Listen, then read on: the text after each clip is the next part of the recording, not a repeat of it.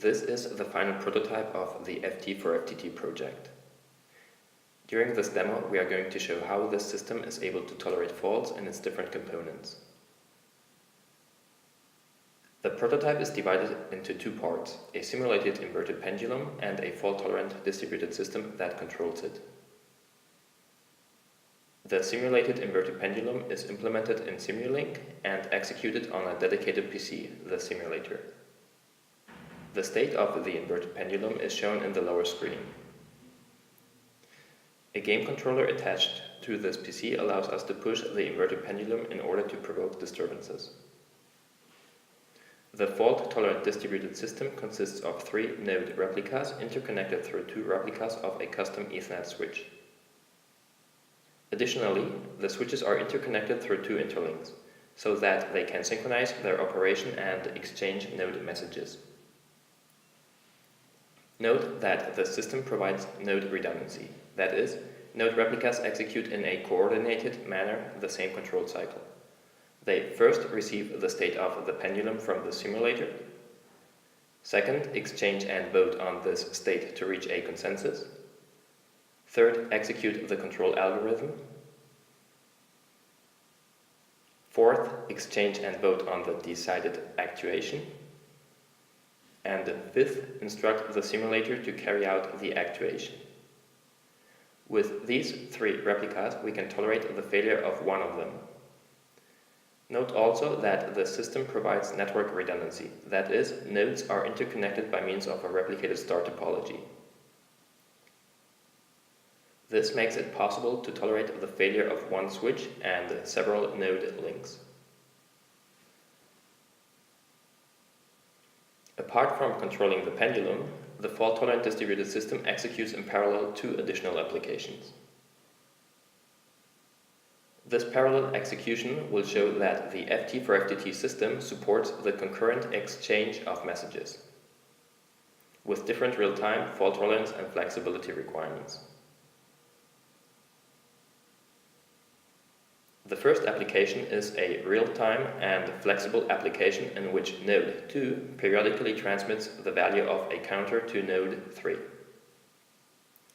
The pace with which this transmission is carried out is set by the network itself and can be modified at any time. In this demo, this pace is modified by node 1 by means of the game controller.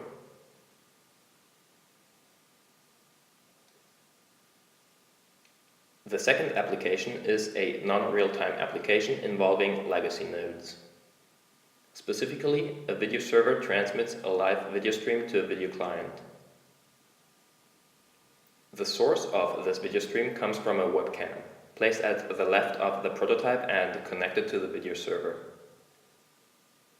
This video stream travels from the server to the client, passing through both switches as traffic without real-time guarantees. To sum up, the system is running in parallel a control, real-time and fault-tolerant, a counter, real-time and flexible, and a video, non-real-time application.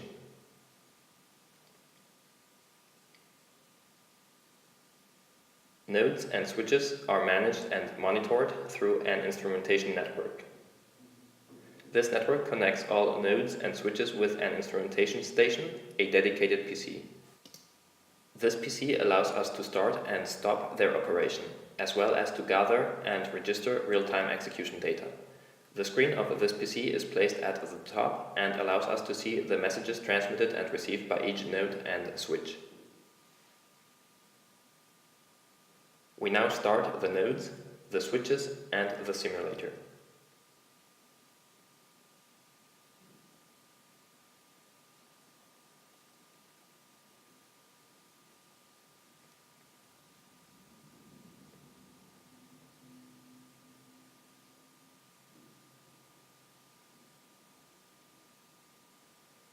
In the simulator's screen, we can see the pendulum and a set of windows showing data. The window in the center shows the state of the pendulum, that is, the value of the angle above and the position of the card below. The window on the right shows the actuation performed at the card above. and the forces we apply to the pendulum to simulate disturbances in the environment below. Although a small disturbance is constantly provoked in the pendulum, it cannot be noticed since nodes are performing a very accurate control. However, we can provoke a greater disturbance with the gain controller. When we push the inverted pendulum, nodes redundantly recover the right angle by moving the card.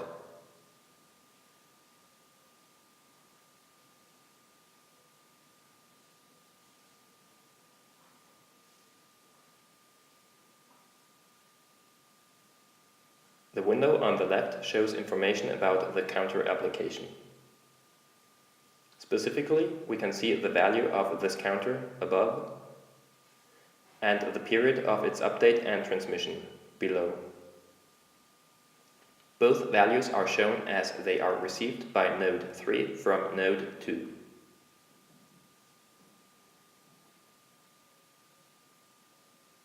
The gain controller attached to the simulator allows us to modify this period at any time. In the initialization, the period is set to 800 milliseconds. However, we can, for instance, decrease it to 140 milliseconds so the counter goes faster, and then increase it to 259 milliseconds.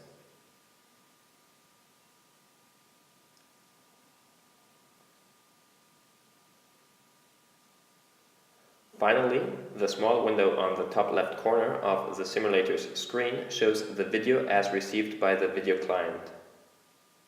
Note that there is a delay of around 3 seconds in the image. This is due to the decompression of the video and not to the network.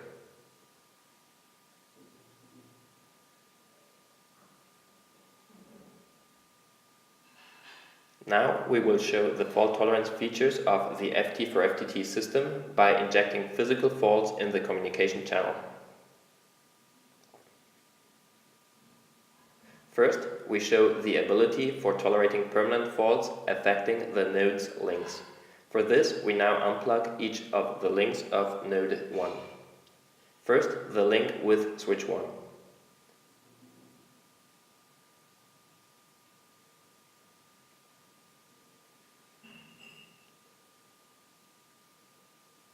As can be seen in the console assigned to node 1, the latter is still able to communicate with the other nodes. This is because it is still connected to switch 2.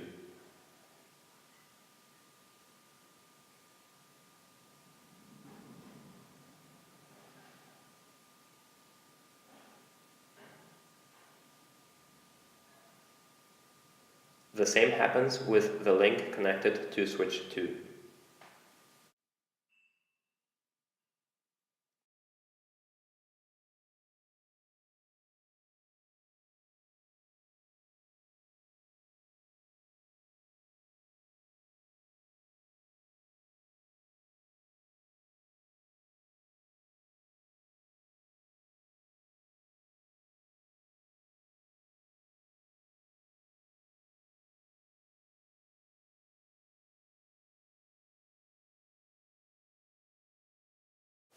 If both links fail, node 1 is not able to transmit nor receive messages from the other nodes.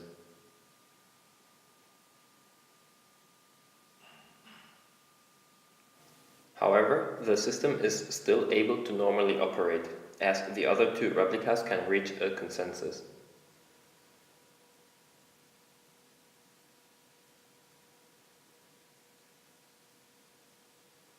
When node 1 is connected again to the network, it reintegrates with the others.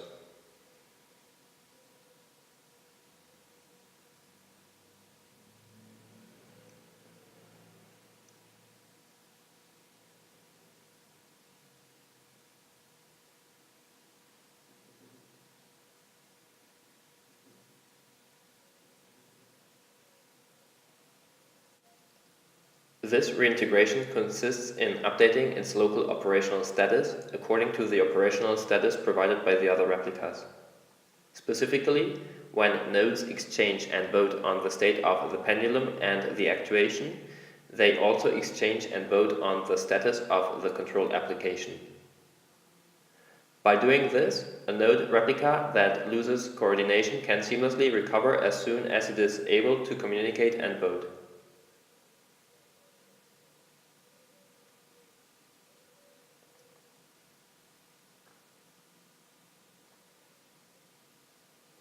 In this second test, we will show how nodes are still able to communicate, although some permanent faults force them to be connected to different switches.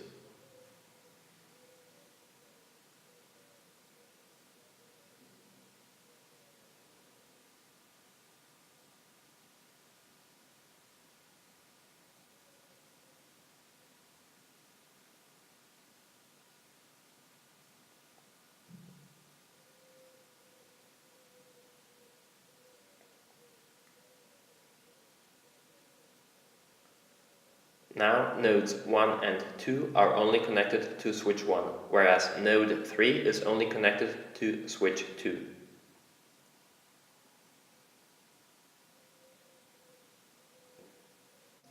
Similarly to the previous case, all 3 nodes are still able to communicate, as there is always one communication path available among them.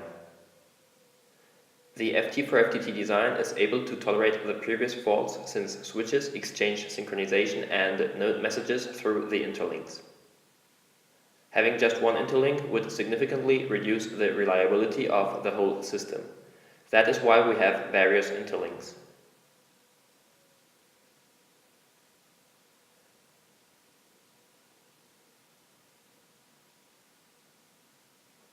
If we disconnect the first interlink, the system continues delivering its service, as one path among nodes is still available.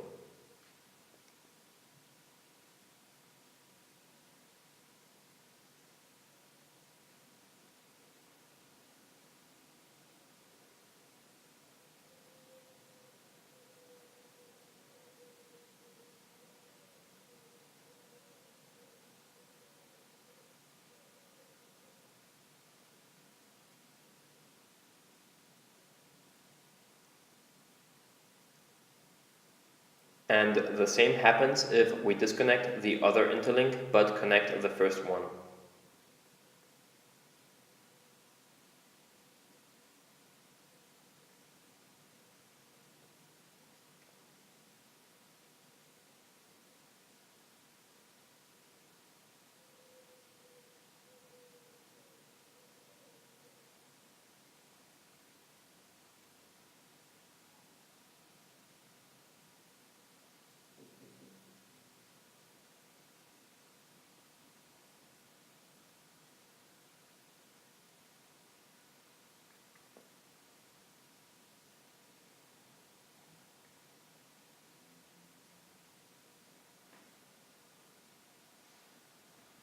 We now reconnect the second interlink.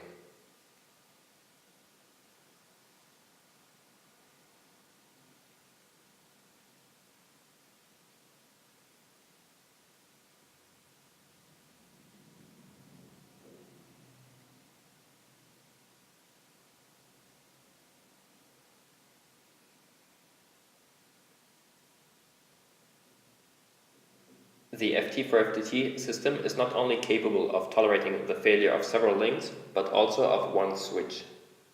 To demonstrate this, we now connect node 3 only to switch 1, so all nodes are connected to switch 1 and none is connected to switch 2.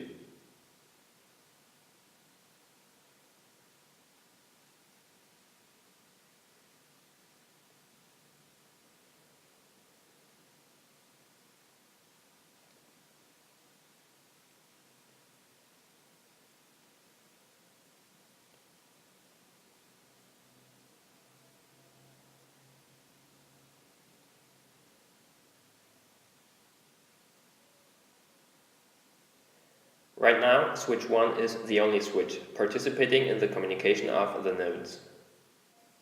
In fact, since switch 2 is not providing any service to the nodes, we can shut it down and disconnect it from the network.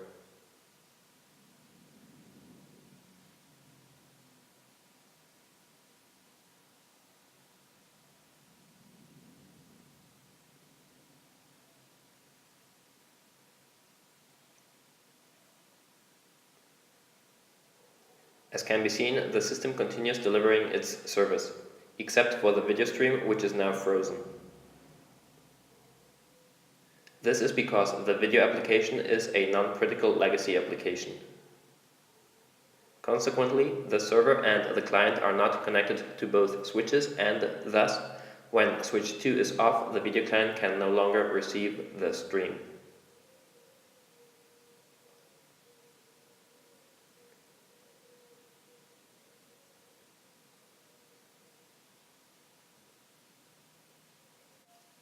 Finally, to demonstrate that the pendulum is not controlled by only a specific replica, but that it can correctly operate with any set of 2 replicas, we now disconnect each of them.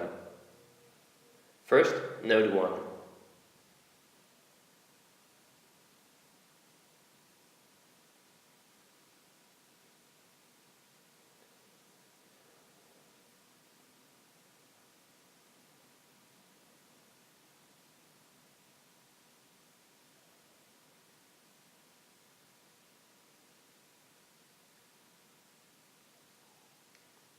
Then node 2.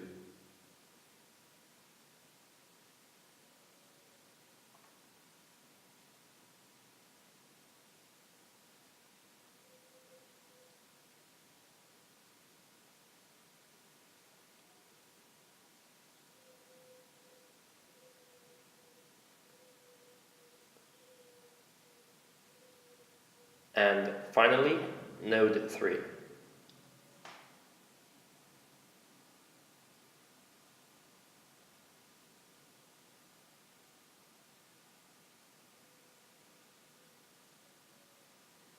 If less than 2 replicas are operating, then the system is not able to correctly operate.